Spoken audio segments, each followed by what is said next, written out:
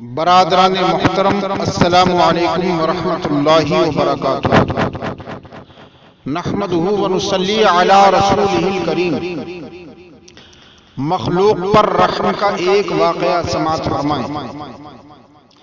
ایک بزرگ کو اللہ تعالیٰ نے مخلوق پر رحم کا عجیب حال عطا فرمایا تھا کہ کبھی کسی جانور کو مارنا تو دور کی بات ہے، کسی جانور کو اس کی جگہ سے ہٹانے کے لیے بھی ہاتھ نہیں اٹھتا تھا، یہ سوچ کر کہ یہ اللہ کی مخلوق ہے۔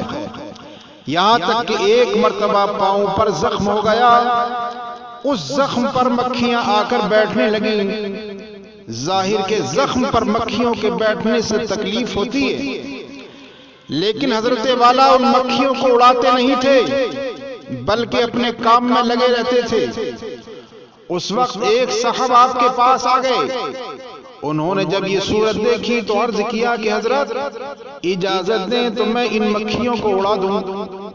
جواب میں حضرت نے فرمایا کہ بھائی یہ مکھیاں اپنا کام کر رہی ہیں، مجھے اپنا کام کرنے دو۔ وجہ اس کی یہ تھی کہ دل میں یہ خیال جمع ہوا تھا کہ یہ میرے اللہ کی مخلوق ہے، ان کو یہاں سے اڑا کر کیوں پریشان کروں۔ بہرحال اللہ تعالیٰ کی محبت صحیح معنی میں اس وقت ہوگی جب اللہ کی مخلوق سے بھی محبت ہو جائے، اس پر رحم کرے۔ ایک مکھی پر شفقت کا عجیب واقعہ۔ وہ ایک بزرگ تھے جو بہت بڑے عالم، فاضل، محدث اور مفسر تھے۔ ساری عمر درس و تدریس اور تالیف اور تصنیف میں گزری اور علوم کے دریا بہا دیے۔ جب ان کا انتقال ہو گیا تو خواب میں کسی نے ان کو دیکھا تو ان سے پوچھا کہ حضرت آپ کے ساتھ کیا معاملہ ہوا؟ فرمایا کہ اللہ تعالیٰ کا کرم ہے کہ مجھ پر اپنا فضل فرمایا، لیکن معاملہ بڑا عجیب ہوا۔ وہ یہ کہ ہمارے ذہن میں یہ تھا کہ ہم نے الحمدللہ زندگی میں دین کی بڑی خدمت کی ہے، درس و تدریس کی خدمت انجام دی، وعظ اور تقریریں کی، تالیفات اور تصنیفات کی، دین کی تبلیغ کی۔ حساب و کتاب کے وقت ان خدمات کا ذکر سامنے آئے گا اور ان خدمات کے نتیجے میں اللہ تعالیٰ اپنا فضل و کرم فرمائے گا۔ لیکن ہوا یہ کہ جب اللہ تعالیٰ کے سامنے پیشی ہوئی تو اللہ تعالیٰ نے فرمایا کہ ہم تمہیں بخشتے ہیں، لیکن معلوم بھی ہے کہ کس وجہ سے بخش رہے ہیں۔ ذہن میں یہ بات آئی کہ ہم نے دین کی جو خدمات انجام دی تھی ان کی بدولت اللہ تعالیٰ نے بخش دیا ہے۔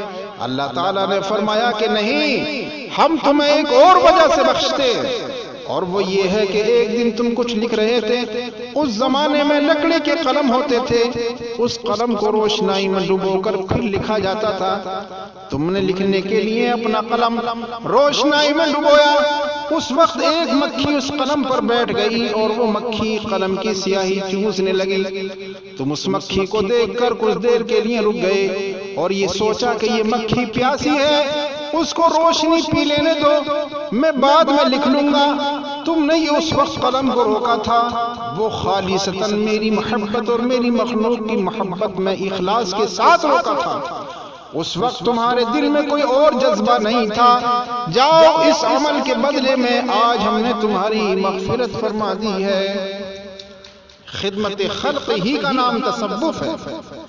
بہرحال یہ بڑا نازک راستہ ہے۔